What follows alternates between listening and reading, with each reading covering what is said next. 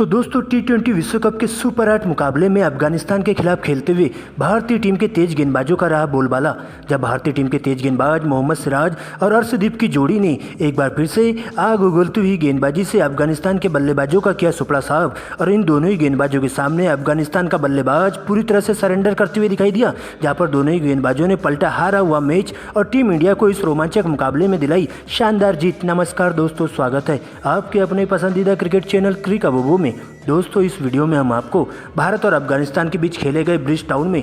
टी20 विश्व कप के सुपर 8 मुकाबले की पूरी रोमांचक हाईलाइट आपको दिखाने वाले हैं। लेकिन दोस्तों वीडियो में आगे बढ़ने से पहले आप मोहम्मद सिराज और अर्शदीप में से किसे भारतीय टीम का सबसे खतरनाक तेज गेंदबाज मानते हैं? अपने कीमती सुझाव कमेंट के माध्यम से जरूर बताएं। वीडियो पसंद आए तो इसे एक लाइक और चैनल को सब्सक्राइब करना बिल्कुल भी ना भूलिए। तो दोस्तों लीग मुकाबले खत्म होने के बाद अब भारत और अफगानिस्तान के बीच सुपर 8 मुकाबला खेला गया। यह मुकाबला ब्रिज टाउन में खेला गया, जहाँ दोस्तों अफगानिस्तान के कप्तान राशिद खान ने टॉस जीतकर पहले बल्लेबाजी करने का फैसला किया और भारतीय टीम को गेंदबाजी करने के लिए आमंत्रित किया। दोस्तों इसके बाद अफगानिस्तान के लिए पारी का आगाज करने के लिए टीम के दो धाकड़ युवा ओपनर बल्लेबाज इब्राहिम जॉर्डन और सलामी विकेटकीपर बल्लेबाज गुरबाज की एंट्री होती है, जिनके कंधों पर टीम को एक ठोस शुरुआत देने की जिम्मेदारी सौंपी जाती है। वही दोस्तों टीम इंडिया की ओर से पहले ओवर की गेंदबाजी बाएं हाथ के तेज गेंदबाज अर्शदीप से लेकर के आते हैं, जहां पहले ओवर में उनका सामना होता है गुरबाज से और ओवर की तीसरी ही पटकी हुई बाउंसर गेंद पर गेंद बल्ले का बाहरी किनारा लेते हुए मिड विकेट की दिशा में 4 रनों के लिए जाती है।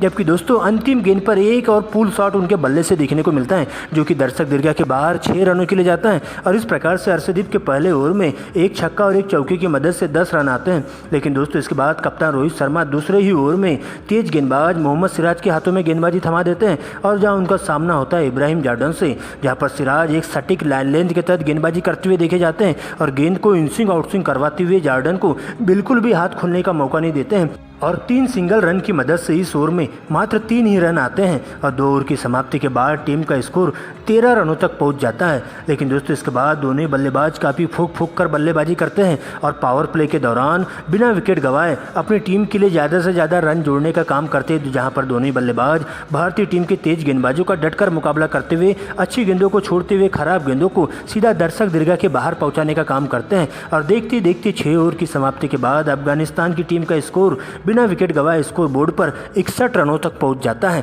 लेकिन दोस्तों इसके बावजूद भी गुरबाज का बल्ला यही नहीं रुकता है, जहां पर दोस्तों अगले ही ओवर में शिवम दुबे को टारगेट किया जाता है और इसी ओवर में 2 छक्के और 2 चौकों की मदद से 20 रन आते हैं। दोस्तों इसके बाद धीरे धीरे यह साझेदारी शतक की ओर बढ़ने लगती है और भारतीय टीम के सभी गेंदबाज विकेट के लिए तरसते हुए दिखाई देते हैं। लेकिन इसी बीच 90वें ओवर में हार्दिक पांड्या की एंट्री होती है, जहां पर कप्तान रोहित शर्मा हार्दिक पांड्या के हाथों में गेंदबाजी थमाते हैं और हार्दिक पांड्या आते ही अफगानिस्तान के बल्लेबाजों पर पूरी तरीके से कहर बनकर टूट पड़ते हैं, जहां पर हार्दिक पांड्या भारतीय टीम के लिए खतरा साबित हो रहे गुरबाज को ओवर की दूसरी ही गेंद पर क्लीन बोल्ड कर देते हैं और इस तरह से उनकी 38 रनों की धुआंधार पारी का अंत हो जाता है। लेकिन दोस्तों इसके बाद नए बल्लेबाज के तौर पर गुलबदन नईब की एंट्री होती है। लेकिन इसके बाद एक बार फिर से हार्दिक पांड्या अपनी तेज तर्रार गेंदबाजी से उन्हें चकमा देते हैं और ओवर की अंतिम यार्कर गेंद पर उन्हें बिना खाता खोले ही क्लीन बोल्ड कर देते हैं और इस तरह से हार्दिक पांड्या एक ही ओवर में 2 बल्लेबाजों को आउट करते हुए अफगानिस्तान को बैकफुट पर ढकेल देते हैं। लेकिन इसके बाद इब्राहिम जॉर्डन अभी भी अंगद की तरह डटकर मुकाबला करते हुए चले जाते हैं और अब उनका साथ देने के लिए नए बल्लेबाज के तौर पर अजमतुल्ला उमर जई की एंट्री होती है। लेकिन दोस्तों इसी बीच 12वें ओवर में जसप्रीत बुमराह का कोराम देखने को मिलता है, जहां पर बुमराह अपनी यार्कर लाइन की गेंदबाजी पटककर इब्राहिम जॉर्डन को 50 रनों के निजी स्कोर पर कैच आउट करवा देते हैं और अफगानिस्तान की टीम को लगने वाला तीसरा बड़ा झटका होता है। दोस्तों इसके बाद उमर जई का साथ देने के लिए मोहम्मद नबी की एंट्री होती है और यहां से दोनों ही बल्लेबाज फूंक कर बल्लेबाजी करते हुए चले जाते हैं और लगातार स्ट्राइक रोटेट करने का काम करते हैं, जहां पर दोनों ही बल्लेबाजों के बीच में एक जबरदस्त साझेदारी देखने को मिलती है और सिंगल डबल के साथ ही लगातार स्ट्राइक रोटेट करते हुए 15 ओवर की समाप्ति के बाद टीम के स्कोर को स्कोर बोर्ड पर 133 रनों तक पहुंचाते हैं 3 विकेट के नुकसान पर। लेकिन दोस्तों इसके बाद अंतिम के 5 ओवरों का खेल शेष बचा रहता है और यहाँ से दोनों ही बल्लेबाज लगातार चौके छक्कों की बारिश करना शुरू कर देते हैं और स्ट्राइक रेट को बढ़ाने की कोशिश करते हैं, जहाँ पर 16 ओवर में हार्दिक पांड्या को टारगेट किया जाता है और इसी ओवर में 2 लगातार छक्के और 1 गगनचुंबी चौका जड़ दिया जाता है। लेकिन इसी बीच 18 ओवर में एक बार फिर से अर्शदीप का कोराम देखने को मिलता है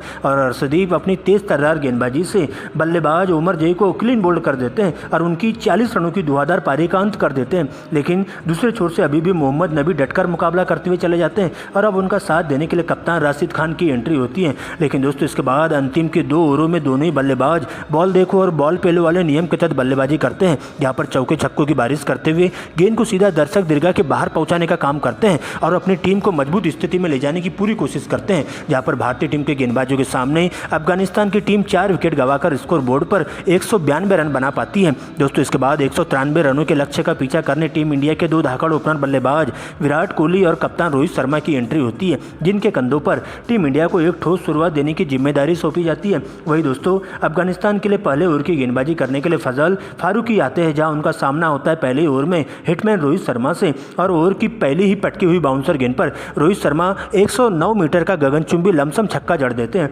जबकि दोस्तों ओवर की चौथी और अंतिम गेंद पर 2 करारे चौके जड़ते हुए एक बार फिर से पहला ही ओवर महंगा आता है। दोस्तों इसके बाद दूसरे ओवर में विराट कोहली भी अपने हाथ खोलते हैं और नवीन उलक को टारगेट करते हैं, जहां पर नवीन उलक के इसी ओवर में एक छक्का और एक चौका विराट कोहली के बल्ले से देखने को मिलता है और इस प्रकार से टीम इंडिया जबरदस्त लय में बल्लेबाजी करना शुरू कर देती है। लेकिन इसी बीच तीसरे ओवर में कप्तान राशिद खान खुद गेंदबाजी करने आते हैं और आते ही किंग कोहली को अपना शिकार बनाते हैं, जहां पर विराट कोहली बड़ा शॉट खेलने के चक्कर में सीमा रेखा के पास 10 रनों के निजी स्कोर पर कैच आउट हो जाते हैं और विराट कोहली एक बार फिर से बड़ी पारी नहीं खेल पाते और टीम इंडिया को लगने वाला पहला बड़ा झटका विराट कोहली के रूप में होता है। लेकिन दोस्तों अभी भी अंगद की तरह डटकर मुकाबला करते हुए चले जाते हैं रोहित शर्मा और उनका साथ देने के लिए सलामी विकेट कीपर बल्लेबाज ऋषभ पंत की एंट्री होती है। दोस्तों इसके बाद ऋषभ पंत अगले ही ओवर में अपने हाथ खोलते हुए दिखाई देते हैं और करीम जन्नत को टारगेट करते हैं और इसी ओवर में Rishabh Pant 2 back to back गगनचुंबी छक्के जड़ देते हैं। लेकिन दोस्तों छठे ओवर में एक बार फिर से हिटमैन का बल्ला जम के गरजता है और इसी ओवर में रोहित शर्मा 2 छक्के और 2 चौकों की मदद से 20 रन बटोरते हैं और इस प्रकार से पावर प्ले का भरपूर फायदा उठाते हुए दोनों ही बल्लेबाज 1 विकेट के नुकसान पर टीम इंडिया के स्कोर को 65 रनों तक पहुंचा देते हैं। दोस्तों इसके बावजूद भी दोनों ही बल्लेबाज यही नहीं रुकते हैं, अच्छी गेंदों को छोड़ते हुए खराब गेंदों को बाउंड्री के बाहर पहुंचाने का काम करते हैं और जहां पर रोहित शर्मा अपने 50 की ओर बढ़ने लगते हैं। लेकिन दोस्तों इससे पहले कि उनके 50 रन पूरे हो पाते हैं, भारतीय टीम को 8वें ओवर में दूसरा बड़ा झटका देखने को मिलता है, जहां पर रोहित शर्मा जल्दबाजी कर बैठते हैं और करीम जन्नत की तेज तर्रार गेंद पर सीमा रेखा के पास 49 के स्कोर पर कैच आउट होकर डगआउट की ओर लौटते हैं और 100 रनों के अंदर ही टीम इंडिया अपने दोनों ही ओपनर बल्लेबाजों को खो देती है। लेकिन दोस्तों एक छोर से रोहित शर्मा के आउट होते ही अंगद की तरह डटकर मुकाबला करने वाले ऋषभ पंत का साथ देने के लिए मिस्टर 360 डिग्री के नाम से मशहूर सूर्य कुमार यादव की एंट्री होती है, जहां पर ऋषभ पंत के साथ मिलकर दोनों ही बल्लेबाज काफ़ी सूझबूझ भरी बल्लेबाजी का नज़ारा पेश करते हैं और अच्छी गेंदों को छोड़ते हुए खराब गेंदों को ही सीमा रेखा के बाहर पहुंचाने का काम करते हैं। जहां पर पहले तो दोनों ही बल्लेबाज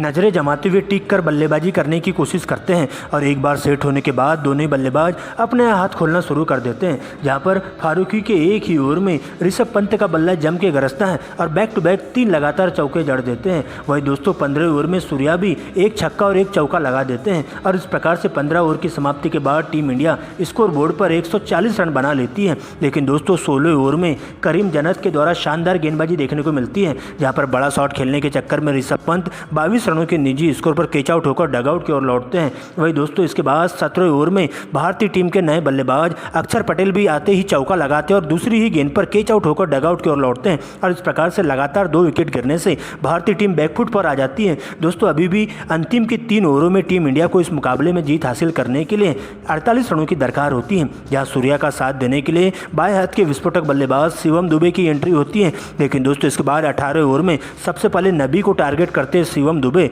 और इसी ओवर में 2 गगनचुंबी छक्के और एक चौका जड़ते हुए 16 रन बटोरते हैं। जबकि दोस्तों 19वें ओवर में एक बार फिर से राशिद खान को टारगेट किया जाता है और इसी ओवर में 2 चौके और एक छक्के की मदद से 14 रन बटोरते हैं। लेकिन दोस्तों इसके बाद अंतिम ओवर का खेल शेष बचा रहता है और टीम इंडिया के सामने अभी भी अंतिम की 6 गेंदों में इस मुकाबले को जीत हासिल करने के लिए 21 रनों की दरकार होती है, जहां पर शिवम दुबे के सामने गेंदबाजी करने आते करीम जन्नत और पहले ही गेंद पर 1 रन चुराते हुए सूर्य कुमार यादव को स्ट्राइक देते हैं। लेकिन दोस्तों इसके बाद दूसरी गेंद मिस होती है, जो कि जड़ में गेंदबाजी की जाती है। लेकिन दोस्तों अंतिम के 4 गेंदों में अभी भी 20 रनों की दरकार होती है और उसके बाद सर पर कफन बांध करके आए सूर्य कुमार यादव अंतिम की 4 गेंदों में 2 छक्के और 2 चौके लगाते हुए 20 रन बटोर लेते हैं और इस प्रकार से लगभग हार चुके मुकाबले में नामुमकिन को मुमकिन करते हुए अफगानिस्तान के जबड़े से जीत को छीनकर टीम इंडिया सुपर 8 मुकाबले में शानदार तरीके से जीत हासिल करती है और इस प्रकार से इस रोमांचक मुकाबले में अफगानिस्तान की टीम को 6 विकेट से करारी शिकस्त दे देती है